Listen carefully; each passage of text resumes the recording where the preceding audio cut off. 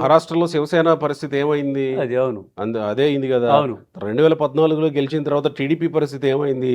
ఎర్రబెల్లి దయాకర్ రావు లాంటి వాళ్ళు తీసుకెళ్లిపోయి బీఆర్ఎస్ లో విలీనం చేయలేదా? తెలంగాణలో మొత్తం తెలుగుదేశం పక్షం, శాసనసభ పక్షం విలీనం అవుతున్నామని కదా చెప్పారు సేమ్ వాళ్ళు. కాంగ్రెస్ పక్షం కూడా విలీనమైందంటే ఇప్పుడు కుదరలేదు. కాంగ్రెస్ పక్షం కూడా విలీనం అవుతున్నామని అన్నారు వాళ్ళు. అన్నారు. కానీ అది కానీ అవలేదు. తెలుగుదేశాన్ని కలిపేశారు, ఆ ఉమ్. శాసనసభ పక్షాన్ని కలిపేశారు. ఉమ్. అట్లా ఇవాళ 40 మంది ఎమ్మెల్యేలు వాళ్ళే ఒక ఏఐడిఎంకే పక్షంగా ఏర్పడి ఉమ్. మాదే నిజమైన పార్టీ, ఉమ్. మేము 40 మంది ఉన్నాం, ఉమ్. ఇగో శాసనసభ పక్ష నాయకుడిని మేము ఎన్నుకున్నాం అని గవర్నర్కి తీసుకుపోయి ఇచ్చేసి ఒక లెటర్ ఇచ్చి మేము ఎన్నుకున్నాం, మా మద్దతు విజయ్కి ఇస్తున్నాం టీవీకి అని చెప్పేస్తే ఉమ్. ఏ సమస్య ఉండదు.